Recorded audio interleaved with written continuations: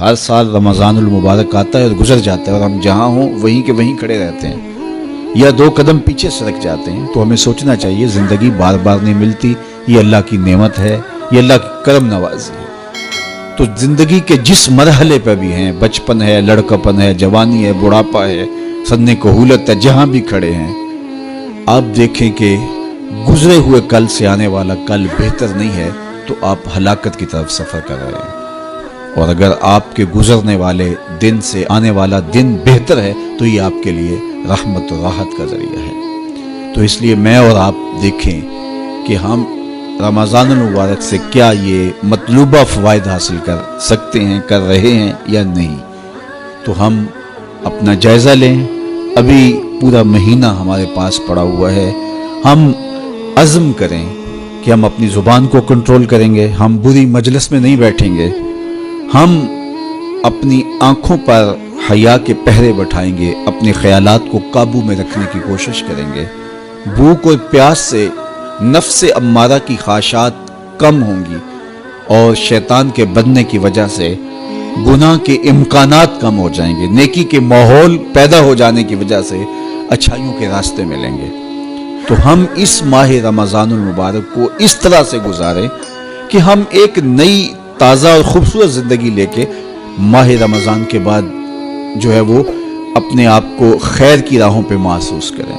یہ ایک اللہ تعالیٰ نے ہمارے لیے ایسا مہینہ رکھا ہے جس میں ہم عصر نو اپنی زندگی کو مرتب کرتے ہیں. یہ ایک نیا ٹرینڈ سیٹ کرتا ہے یہ مہینہ، اور یہ ماہ مبارک ہماری زندگی کے اندر جو ہے وہ ایک نظم پیدا کرتا ہے. اس میں ہم جو ہے وہ اللہ سے، اس کے رسول سے، کتاب اللہ کے ساتھ، نیک لوگوں کے ساتھ، مسجد کے ساتھ، قرآن مجید کے ساتھ جڑ جاتے ہیں.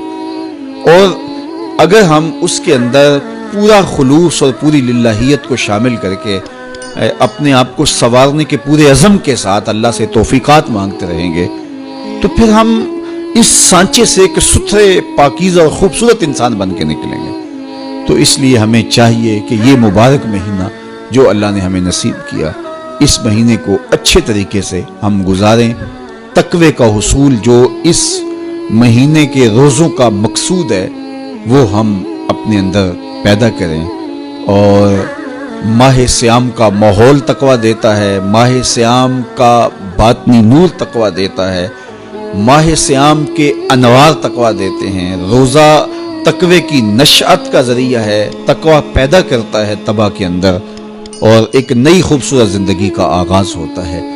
تو میں اپنے جملہ ناظرین سے، جملہ ناظرات سے، سامعین اور سامعات سے یہ کہوں گا کہ وہ اس مبارک مہینے کی برکتوں کو خوب لوٹیں اور پوری طرح سے اس کے انوار کو اپنے اندر جذب کریں.